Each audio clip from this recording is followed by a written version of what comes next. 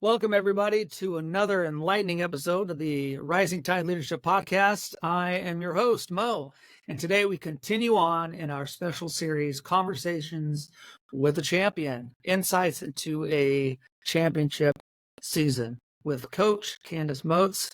And she's here today to help us understand what it took to get to victory in the 2023 NAIA Women's Volleyball National Championship. So, Coach Motes, again, it's great to have you here. Thank you, Mo. Good to be Wonderful. here. So, today's episode is titled Mental Toughness and Performance Under Pressure. And I think all of us coaches can relate with needing to be better about that. So, Coach, let's talk about mental toughness and, facing the pressure. How did you instill that mental toughness in your players over this past championship season? And how did it contribute to the team's success in going all the way to being champions? Yeah, so Mo, I think if we asked ourselves the question, how do we prepare ourselves for mental toughness as human beings? I think adversity is always going to help that process and that journey, because anytime you go through a hard time and you find ways to stay strong or you find ways to believe in yourself. So adversity was definitely following us throughout the season, just in the sense that everybody wanted to try to take us out. And that we felt like every time we went into the gym, we had to perform at high levels. But I think one thing, you can fight off pressure and you can put a Band-Aid over it. But I think there's also truth to, you got to do individual work within yourself also. So what kind of messages are you telling yourself? And that's what our mental health coach was doing. Like, what are you telling yourself right now? Do you believe that you're capable and enough to be on this team? Maybe some of you aren't playing, so maybe you're not saying the right things. Your lies are telling you you're not enough, you're not good enough. So you really don't belong on this team. You should get off. And that really started to drag not only themselves down, but it also can drag a team down. And, as I told you, we're out teaming our opponent. So everything that we do is centered on now what self-talk is going on. So he worked a lot with, okay, first of all, believing in who we really are and what's true about us. And that was a spiritual tone as well, that we belong, we're made in God's image. We were given a gift of volleyball and that we should use it to the fullest ability that we can. And then to try to give opportunities to say, all right, let's take a look at perfect percentage of a hitting percentage. Let's say that a 450 hitting percentage is excellent. Well, that means that about 6.5 of the times that you swing out of 10 is fail. And so failure started to become not a, we're not good enough or I'm not good enough. Failure became a tool to help us understand, okay, we're not doing well, or I'm not doing well right now with this particular skill set or this drill, or my mindset isn't right because I'm telling myself lies. What can I do? First of all, identify what's going on, and then try to find somebody beside me and say, hey, I need some help here. My blocking's not working, and what's going on? Is my hands crossing? To give some tools to kind of help with the mental strength of, I'm a good blocker. It's just that I'm doing some things right now that aren't making me block well. Instead of, I suck, I'm a horrible blocker, I can't do a good job. And it's amazing when you start to think differently, and that if you think, for example, Mo, if I think something negative about myself, I have to counter that or believe it. So if I'm thinking, okay, I'm horrible blocker, or I'm not doing well as a blocker, I'm horrible as a blocker, you're going to be horrible at blocking. If you say, okay, I'm not doing well right now, I am a good blocker, I'm just not really sure what's going on, I'm going to ask for help. I'm going to find out what I need to do differently or what's going on behind me. Someone can help me. My teammate that's a defender behind me can say, hey, you're not sealing the line. That's why the ball's coming through. And so just bring your hand over and that'll fix that problem. It empowers you to believe in yourself and to keep moving forward. So we bought into that idea because that was part of our out teaming our opponent, was that we weren't going to go to, okay, things aren't going well right now as a team. Okay, we're a good team. We're a great team. So things aren't going well. Let's identify what isn't going well. What do you think, guys, we need to do differently to change the course right now that we're going on? Because right now, our opponent is outperforming us. We're a good team. Our opponent is just outperforming us right now. That's okay. They're really finding a way right now to energize themselves to try to pick off the number one team. So it was a different mindset, a complete different mindset. It takes truth speaking, it takes individual truth speaking to yourself so that you're not allowing someone's words to not penetrate who you really are. Because if you can tell me how great I am, no, but if I don't believe I am, then I'm just going to say, well, thanks, but, and I'm going to believe what I want to believe. So we had to do some work on, do you really believe that you are a good player? And that took a lot of off the court stuff, as we would meet for coffee or individuals would meet with each other just to reinforce that you're a good player. You're doing a really great job. What I need you to do right now is I need you to believe that for real. Being a victim, telling yourself you're not good enough, those are things that are stopping you right now and aren't moving you forward. And I really want to see you live out your fullest ability right now. And we need to change these things. It's not anything you got to do on the court to do more.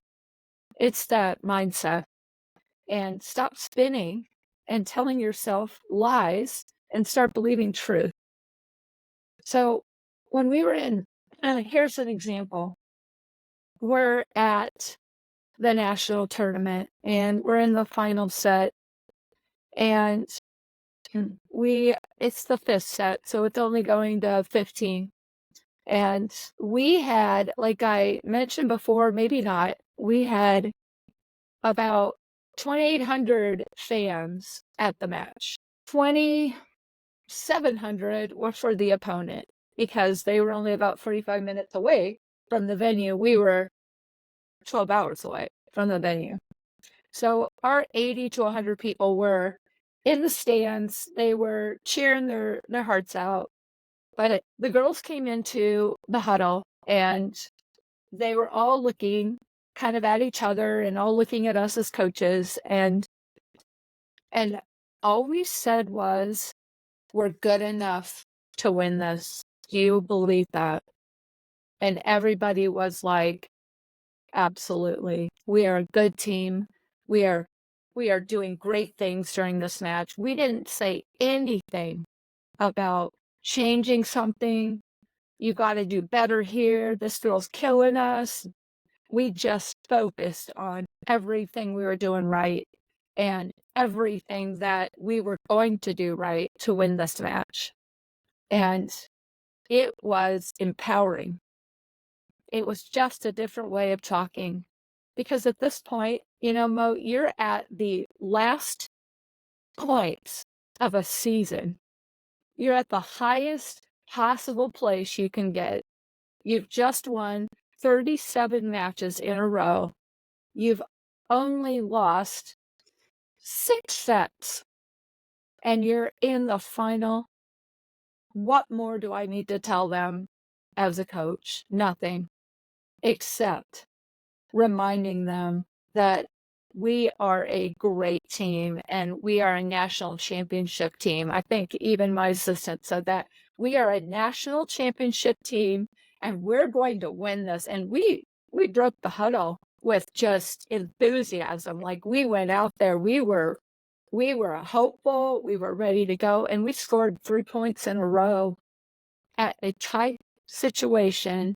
And we were tied 8-8, and then you go 3 more up to 11 in all you have to get to is 15.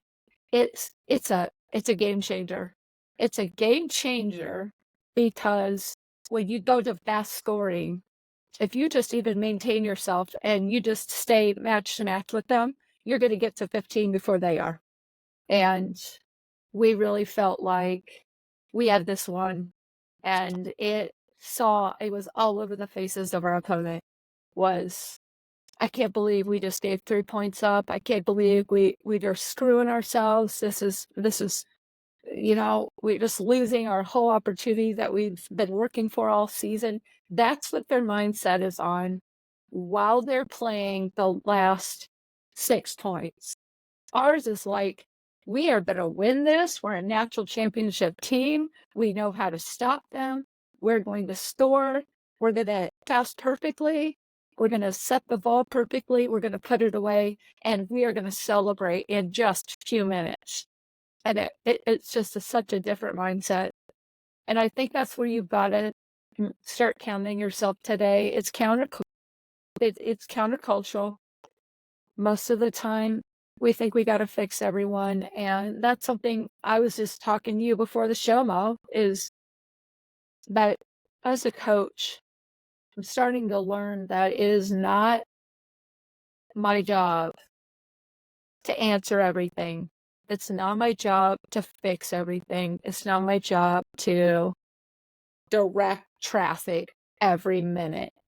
I think it's my job to support, to give encouragement, to make sure I see the things I see, I share them, give information, but not too much, and trust them. And then I think they trust you, because if you're a coach of the heart, if you go after the heart of the people, then they're going to respect you. I believe that with all my heart, even more now than ever. Well, that's great, Coach. And it made me think of one of my favorite quotes, and a lot of people know this quote by Michael Jordan. And Michael Jordan once said, "I've missed more than 9,000 shots in my career. I've lost almost 300 games. 26 times I've been trusted to take the game-winning shot and missed. I've failed over and over and over again in my life, and that is why I succeed." Coach, I know that when you helped your girls understand, hey, I'm going to trust you, that's what I just heard you saying and what you've been saying all season. How do you translate that into the mental toughness in the moment? Because anybody who's been to a big game like the Super Bowl or the World Series or any of these great matches at the very end, they just say there's just something different about it. It's not just another game. It's not just another match. And for you to get to that championship game, for instance, I remember you telling me that there were so many people, like you said, in the arena, and none of them that it seemed, right, were on your side, except for those few the few faithful that made it out there because it was so far away. Yeah. And that at times you said that the fans from the other team were just on top of your team, that they, if they reached out, they could touch the girl who was serving. How do you teach your team to compete under that kind of pressure? What do you tell them? What are the things that you try to help them understand? Because when they get in that situation, Coach, in that big moment, and that's a moment bigger than any of your teams to that point had ever been to, how do you get them ready for that? Like, what were they thinking? What were you thinking? What were you saying? Well, Mo, it's like, okay, if somebody goes back to the service line, what do you want them to be thinking? Oh, I hope I don't miss. Oh, I hope that I serve hard enough so that it gets out of the system. Oh, I hope that I don't serve out, etc. Or do you want them to think, I'm going to go out, I'm going to serve a bullet, I'm going to get these guys out of the system, I'm going to hit the spot where my coach tells me to hit, and I'm going to do great because I'm a good server. Like, that just can't happen in a championship match. So how that develops is putting everybody in the team in a stressful situation. So we're in a serving drill and we've got to hit this particular goal, and everybody is part of it. Everybody has to contribute to it. Nobody can just hide behind somebody else. Everybody's got to add value to the goal. If they don't, there's a consequence. And then we talk about, okay, what were you thinking during this time? Were you thinking, oh, come on, the people that aren't making it, or come on, we got to do this, or, I'm not doing well right now and I'm supposed to carry the load here. Like, trying to get out of them what battles mentally are going on. I mean, these are things that happen all season. You can't just at the end go, okay, be mental tough, We had crowds come all the time to our matches because we were the number 1 team or number 2 team, and everybody was going to pick us up. I mean, we drew the crowd. So going away is getting harder and harder.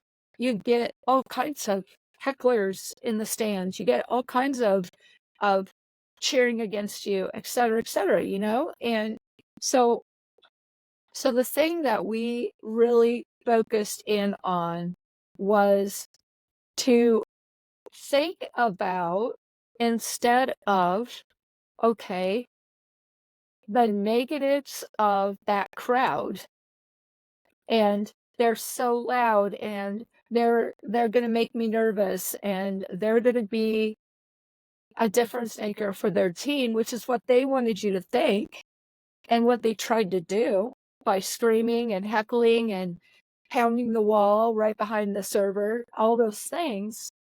And even it challenged me as a coach because I was really irritated with how the administration of the match and the match administrator was not stopping people hanging over the wall to distract.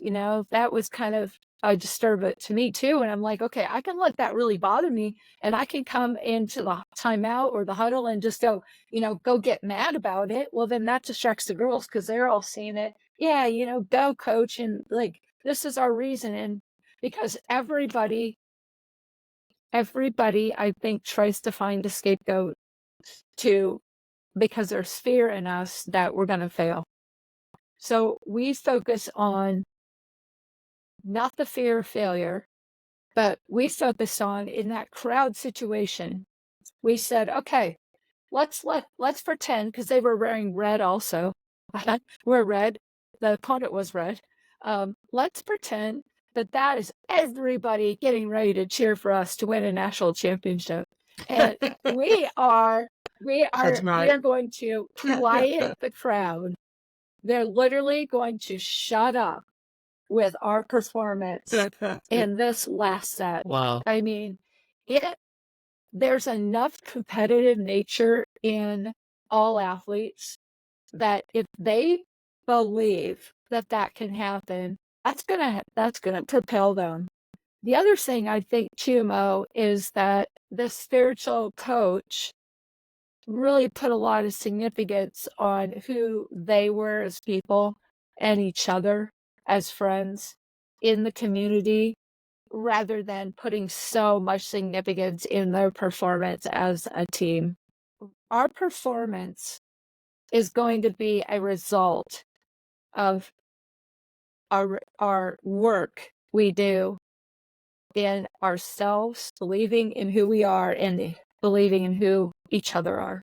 That empowered community, I think, is going to then result in a strong mental approach what's the least thing that can happen if we lose? Well, we lose, right? It's not the end of the world, and just diminishing the effects of it, of the failure side of it. Everybody wanted to win, and we all do. Anytime we step on the court, jump in the pool, anything we're doing to compete, we want to win. But the reality of it is that you have to, in your mind, you have to believe that the fear of failure is not a stronghold on you. And you have to be able to live through that. And so we saw that crowd as inspiring. We wanted that crowd to be so quieted with our performance, and that they were even yelling. We had a couple of Italians on the team. They were yelling in words in Italian. And it's like, Marta was laughing. She was like, "Coach, they're saying things in Italian," and I'm like, I can't help you. I don't even know what they're saying, but if they're not tearing you down personally and saying things that are not appropriate, then use it as you're so good that they're attacking you right now. You are so effective. And she was killing the slide. They could not stop her. And she knew how good she was doing. So I said, "You go back there, man, and you just love it, because you're doing so well that they now think they have to go after you." So it just flipped it. It flipped everything. Like, instead of getting upset and angry, and Dan is my assistant coach. He's phenomenal with hecklers. Like, he'll just look up and he'll just go, "Hey, you're not gonna take us out of focus. We are a good team. This isn't gonna work.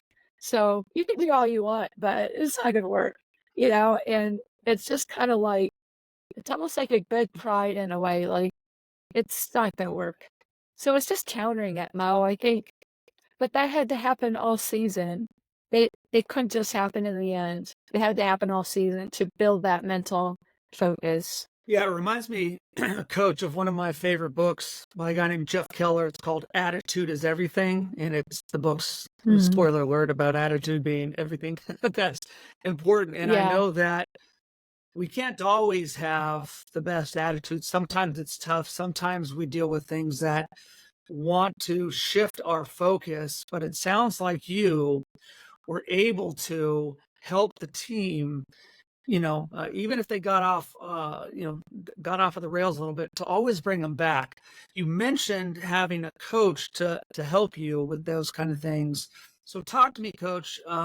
What were some of the techniques utilized by either you or your mental toughness coach that has to do with visualization or mindfulness or positive self-talk? Was there those kind of drills or things to focus on, either on or off the court, that you really found helpful that might help other coaches in the future? Yeah. So, I'm kind of trying to think of some things maybe that we did as activities. One thing was, I remember we had a sheet that was on everybody's locker. And on the sheet, it just talked about, like, you could even, in fact, I might have, it was very simple sheet, but it just talked about positive words for, like, IW. And so these sheets were there, and the name of the person was on the top. So I put, like, Mo Morales.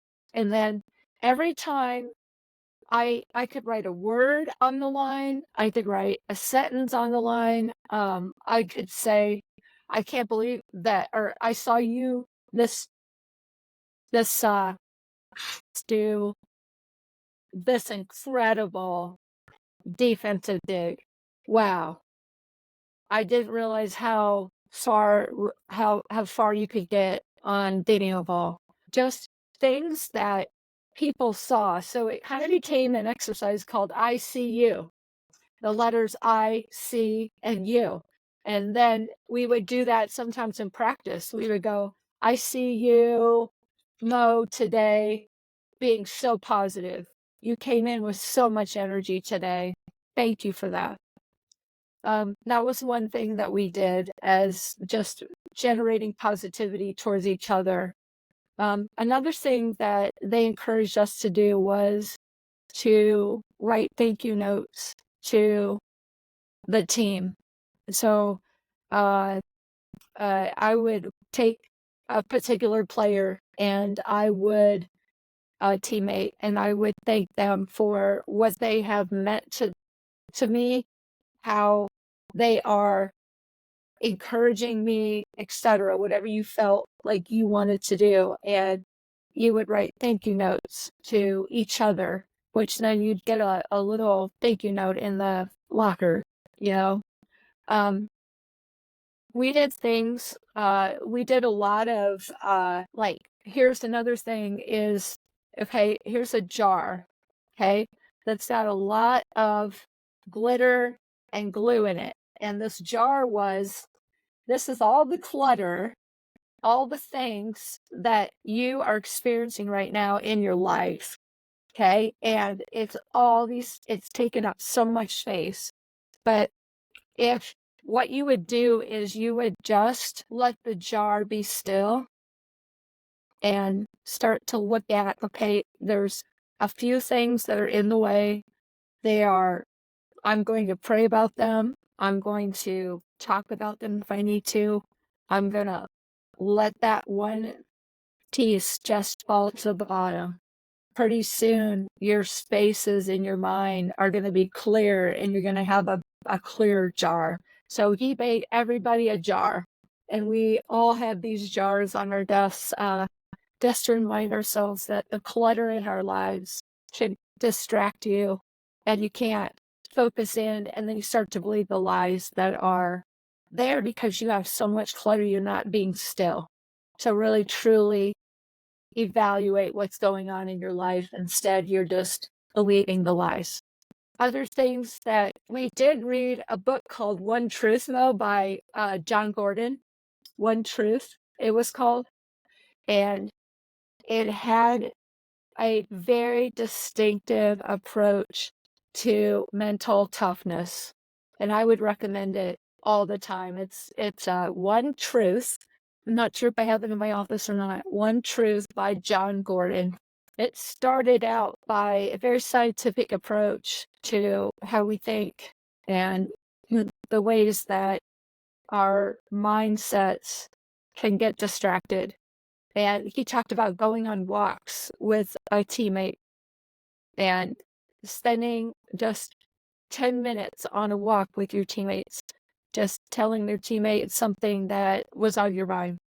And then he would always encourage, to pray about it, talk it out, it just kind of gave space for people to be still.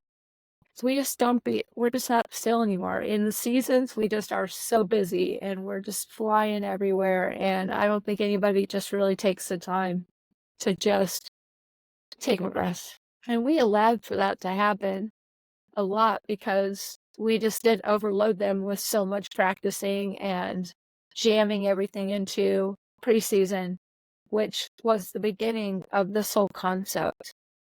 So it kind of modeled it to them right away at the beginning that this is what, and I will do that from now on as long as I'm coaching.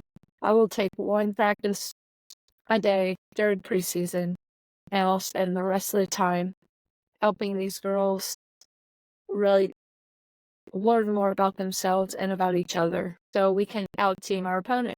Well, not that you need another recruiting tool now that you're a champion. I'm sure there are many young ladies who are going to want to come be a part of your program. But if they hear, wow, I only have to do one practice in preseason, that's the place I want to go. So if you're listening out there, you're a volleyball player, hey, maybe Coach Candace is your coach because it'll be, as you said, Candace, in an earlier episode, less is more. And I really like that. So let me ask you one more thing, Coach. Is there? You've already kind of alluded to some of your favorite stories, both in this episode and before, and I just love hearing your stories. But is there a favorite story of mental toughness or performing under pressure by either one of your girls in particular, or a couple of them, or the team that came together, not necessarily in the championship game, but just somewhere where you thought, wow, that's mental toughness. That's what we're teaching. This is how you perform under pressure. Is there a story that you could share with us that would be one of those favorite moments during this championship season? I think that I'm going to share a story about our setter.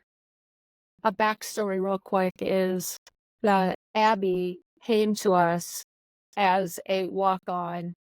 An email was sent to me asking me if she could come on to the team. She was coming to Indiana Wesleyan, and she wanted to still keep volleyball in her life, but if she could just be a practice player, would that be okay? Do you need me? By the way, I'm a setter. I haven't really set a lot, but I have set, and so she left it at that. Let me know if you're interested. At the same time as that email came into my inbox, I also was experiencing a player who decided at the very last minute that she was going to leave the program because of shin fractures. And it was a little disheartening because I understood, but the other side of it was, why are you waiting till July to tell me, right? Right before August when we start. Everybody on the team was struggling, it was frustrating, but that was reality. It was happening.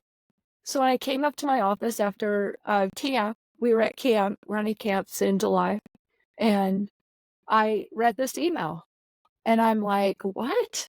And so I'm like, well, I called her right away, and I said, hey, I got your email, just kind of wondering, could you come to camp? And she was only an hour, 15 minutes away from the school. Could you come to camp? I'd really like to see you. I'd like you to meet the players. This is in July. She's like, yeah, I think I could make that work. It was a couple days. So that's the backstory. So she ends up coming and is on the team. I'd say average, average. Had no confidence whatsoever. Was told by her high school coach that she really wasn't that good as a setter, but we needed her as a setter. Okay, I probably wouldn't have picked her as a setter either, but we needed her as a setter. So she came in, and I think the pressure that she felt from the team being excellent hitters, and the pressure she felt from me as a coach, and the lack of trust that I had in that, oh gosh, okay, well, we're really going to have to work with this kid and get her better, all that, was a major weight on her.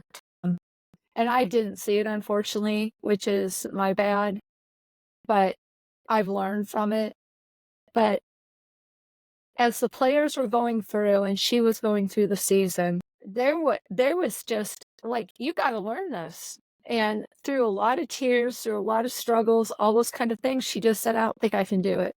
I think, thank you, but no. I'm like, no, that's the, what? No, that's not an option. We need you. She was 5'10". I mean, so athletic. She was a crazy, crazy good athlete. She just hadn't given a chance, you know? And so I sat down with her one day and I said, okay, Abby, obviously the pressure we're putting on you and the pressure you're putting on yourself, the expectation, she really wanted to please everyone. She's a super, super person. She wanted to be such she did it all for her team. It was never for her. It was always for her team, and she was trying to find it even to do it for the Lord. I said, Abby, what do we need for you to just change your mindset, come a growth mindset, and to just believe that we're behind you and that you can fail as much as you need to, but just go to the point where you're enough by just being out there and giving it all you got. Trial and error a lot throughout the season, but there came a match where I don't know what happened inside of her, if she just decided to let go and to just start loving what she was doing and loving the opportunity that she had and being grateful. But she had a game that was out of her life. I mean, it was such a good match. She just did phenomenal. And we had a talk after that, and I said, what was it, Abby, that switched this? And she said, I started to be grateful for what I had instead of deciding what I didn't have. I had the opportunity to be on a collegiate program that was a phenomenal program. I had the opportunity of incredible coaches giving me great coaching tips and skill sets and setting. I had the opportunity to be on a team with teammates that were phenomenal. Best outside hitter in the NAIA. And I got to be on that team. And I decided that instead of putting all this pressure on myself that I had to be this person, I was just going to be myself, because she came to a decision that God brought her here. God gave her this opportunity, and that if she stayed grateful, that all this was just going to be a fun experience for her. She still put pressure on herself, Mo, at times and all that, but when she got to the national championship, I said to her, I go, Abby, how you feeling? And this is now after she had broke the assist records. She had accomplished milestones that no other setter had, and she was only a sophomore. I said to her, I go, how you feeling? And she said, you know what? I feel like I have an opportunity of a lifetime, and I'm going to give it all I got. And that's going to be enough, because I know that God put me in this position and he gave me the opportunity, and my whole team believes in me and my coaches believe in me. So I'm going to believe in myself. And she got National Setter of the Year. So a lot of that story is really not what we did as coaches, but instead maybe what we reminded her, that you're enough. You were brought to this position. You were given this opportunity. Do everything you can to be in it, but also know that you have to, as a coach, support and encourage and believe in whatever that player or athlete is at the time. You have to remind them that they're enough and that all they have to do is just keep striving to be the best they can be that day. You know, you can't get this dream out there for them. And that's one mistake I have done as a coach, is I dream too much for my players and they can't see the dream yet. So you can't dream beyond their dreams. You know, they have to visualize where they think they can get. And that's the only way they're going to strive to get there. You can't say, oh, you could be National Setter of the Year. Well, when she started out, she'd be like, you're ridiculous to think that I could be that, you know? But as you go through the process and you keep working through it, I think that that's where you get your belief in yourself. And you know that at that point, you know, that opportunities come to us all the time, Mo, and we miss them because we just don't try. We just fail. We think we're going to fail. So we just don't go forward. We don't appreciate what we have. It's just, you know, we stop ourselves. And I've done that too as a coach. I've stopped myself, or as just even a person. And I'm tired of that. I want to live out who I am and be the best I can be. And I want my players to do that as well. So that would be my story, where I felt like the kid found mental toughness and competed to lead a team to a national championship. Great, Coach. And I hope that all of our coaches and leaders out there are listening. And what I'm hearing is believe in your people and encourage them the whole way through. And I see you as that kind of leader and encourager, Coach. So thank you for that story. And I'm sure Abby will appreciate that as well, that you believed in her and still do, as she's now accomplished the things that she has with your team. Coach, before we go, is there anything else any final thoughts on what it means to live in the realm of mental toughness and performance under pressure? What is it that you have to tell other coaches out there and other leaders about this particular topic? I think, Mo, it's going to be very simple. Love who you are. Don't try to be somebody else. Just love who you are. Appreciate the opportunities that you have. Appreciate the people that are on your teams that you're coaching. Appreciate your staff that's with you. If you love people, believe in people around you, they're going to do phenomenal things for you. And that's the biggest thing. I think that is we go in with, oh, I wish I had this player. Oh, I wish I had this setter. Oh, I wish this person could pass better. Or, oh, I don't have the assistant coaches I needed. Or I'm so bad. I don't even know I'm here. It's just a train wreck.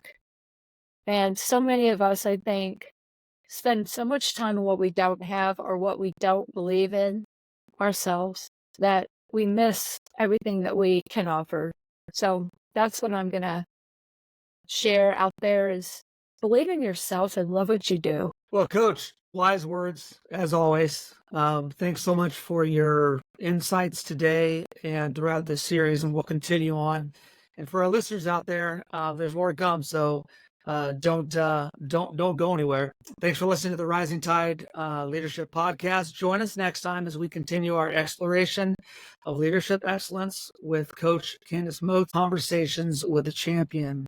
Until then, don't forget to like, subscribe, and share, and always remember to lead well. We'll see you next time. Thanks a lot. You got it.